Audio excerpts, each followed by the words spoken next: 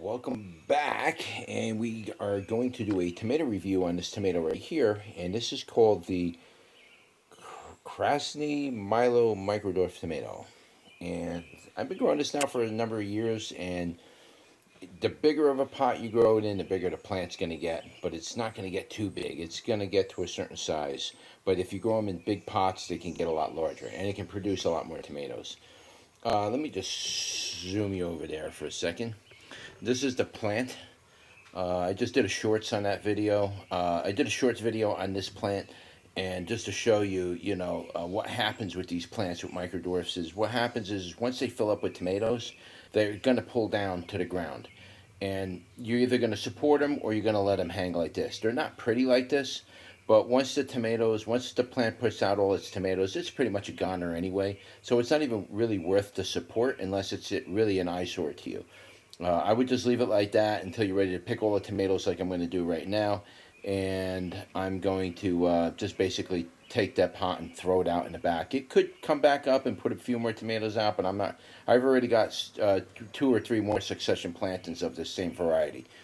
So that's how I do it. I basically, every 30 days, I just replant it, and I get this basically the same crop. So let me just show you. Let me zoom in on you. Let's see. Let me just show you. You can see how these clusters are.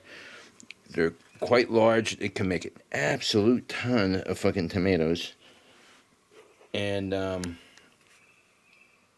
it's a very productive variety. I get a lot of tomatoes from this every year, and a lot of people like this variety. So let's take a look at this tomato in more detail.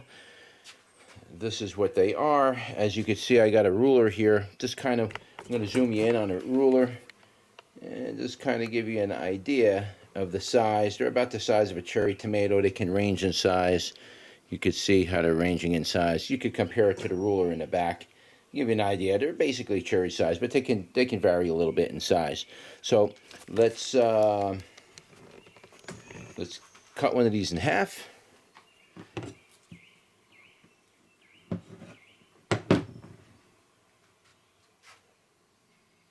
Look at that.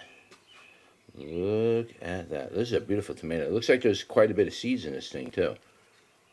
Hard to get you in the light. The light is really bad. There's forest fires, and it's cutting out all the sunlight that I usually use to shoot these videos. So I'm going to have to set up some kind of temporary lighting, but that is what it looks like in the inside. Boy, I can't wait to taste this thing. So let me do a bricks on this. I keep forgetting to do my bricks on these things. And people are saying, well, what's the bricks number? That's me. All right, so I don't want to get it on that thing, so there we go. Got plenty of juice. Wow, that's really wet and juicy. Very wet and juicy. Okay, so it's about a 4 3/4 on the bricks, which isn't bad, but for a cherry tomato, it should be up more like 7 to 8. So let me just give that a go, and then we'll go over the chart and we'll see what everything says. All right, so let's go over everything here. Hopefully you can see what I got written here. I got to write this in darker letter because I can't even see this myself. So I'm going to have to go over all of this with marker. But so basically we have the sweet, the tangy, and then we got the tomato flavor. The tomato flavor is the intensity of the flavor. So I usually go from one to the other. I just want you guys to know that these reviews I do are basically on a raw tomato and not after they're cooked, but I'm going to start incorporating when I cook some of these tomatoes into a sauce into these reviews. So some tomatoes really, really unbelievably make an absolutely incredible sauce. And so I am including that in here as the future time goes. But so, all right, as far as sweetness goes, I'm going to put that sweetness at probably around an 18. It wasn't very, it was a little under par for me, but it wasn't bad. It was actually pretty good because the tangy part was actually like a 30 or a 35. So the tangy was up there, right up in here, So it was actually good. And then the sweetness mellows that tanginess out. It gives it a nice contrast between the two. I really look for that contrast. This is a well-balanced tomato. It is in that range. And for me personally, I like tomatoes to be a little bit more tangy. Though I like sweet tomatoes too a lot of the times. The tanginess is, when I taste that certain kind of tanginess, I know that that's going to be a rock star sauce if I wanted to make sauce out of this. All right, so the tomato flavor, basically that's how strong the flavor is in a tomato. This was pretty prominent. I'm going to give this like a 6 to 7, maybe a 6.5. It was a very noticeable flavor, very distinct flavor, and very strong. It stays in your mouth, stays in the back of your tongue for a while. It's got a nice delivery right down to the back of your tongue. It has a really good effect for anybody who's trying to, use a quality tomato to give your maybe your guest or your customers a good tomatoey type of experience, if you will. You want that experience where they come back for more. This is the type of tomato that kind of draws me in a little bit too. But yeah, we're gonna say that's a little bit stronger than normal. Definitely a little bit higher on that end. As far as moisture goes, we're gonna go about an 8 on this moisture on this thing. These things, maybe because they're overripe or something, but I mean, oh my God, these things are soaking, but they're full of juice. And that juice is really, really what you need to make a good sauce. A lot of people like to burn that juice off, but these tomatoes are absolutely juicy. So I'm going to go 7.5 to 8 on this. This was pretty high. This is a very, very juicy tomato. Tarty or sour, I didn't get anything on that. There was no overtones or undertones. Texture and hardness. The texture was about average on this. I'm going to go about right up the middle on that one. It was maybe a little bit sloppier than I might like, so maybe like a 4.75 or something, just because it's a little more wet than I would normally like for a raw tomato. But it wasn't bad. I'm not going to complain about it, but somewhere around the center of the part of that. It was pretty good. I'm not going to complain about texture. It was very easy. I didn't have any problems with any part of it.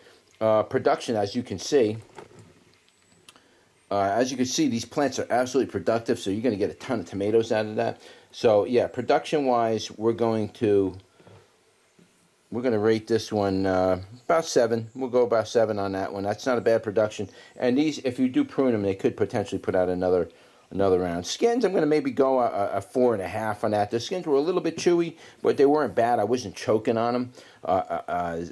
There are varieties where the skins are so thick, it's like trying to chew leather. So, but these were about middle of the road, maybe slightly a little bit chewy, but not enough for me to say, oh, the skins were bad. Seeds look like there are a pretty good amount of seeds there. I'm going to actually go like a 5.5 to 6 on the seeds. Seems like a pretty seedy variety. Could just be that I picked a good sized tomato to eat and it's full of seeds, but they look like a very seedy variety. So if you're a seed grower, this is a good variety for you to sell. Sauces, we didn't make any sauces with that yet. I'm sorry, at this point we're just working this in. So maybe later on down the road, I can once I get to know these varieties, I'll be able to give you a stat and a sauce. But what I will say about the sauce is, this has that nice tangy flavor with that light offset of sweetness to it. This would make a good sauce just based on those two things I told you about. I think, in my opinion, that would still make a really, really good sauce. It's going to be a little on the watery side, but it depends on the dish you're serving. You might want that wateriness to it. Okay, so what's my overall rating on this tomato? I'm going to actually rate this thing at about a 2. It's definitely up there. I mean, I'm not going to rate it number 1 because this is like my first, second, third tomato review this year, so it's hard for me to pick that as a number 1. But as of right now, that's definitely a number 2. I'd almost go a little higher than that too, because it's absolutely productive. It's got all the features that I just mentioned here that I like in a tomato. This has all the great features to it. So this would definitely rank up there around number 2 to number 1, but I'm going to give it a number 2 because the skins were a little bit chewy, but I don't have a problem with that, and then maybe just a little bit more moisture than I would like in a tomato. But if you're just eating these raw, like you're walking around in your garden, you're going to eat them, this would be an absolute perfect tomato. It's just like other cooking, it may or may not be appropriate for it, depending on your cooking, because they are a real wet tomato, but a wet tomato is a good tomato. So anyway, guys, that's it, guys. So that was your tomato review for the Krasny Milo, I think is how you say that. Krasny Milo Microdwarf. It's a nice little Microdwarf variety. We've been selling it now for a number of years. I will leave a link in the description below where you can pick up seeds for it. And any information that we get on this that we go to adjust in the future, we don't usually do it in a video. So if you want to read about it, it's better to go to the website and read my description in there, because that's when I'm going to update and not really update the videos, unfortunately. So if you want to know more about it, it's better for you to visit the website. Anyway, that's it, guys. I hope you liked the video. Don't forget to like, share, and subscribe, and I'll see you on the next one. Take care.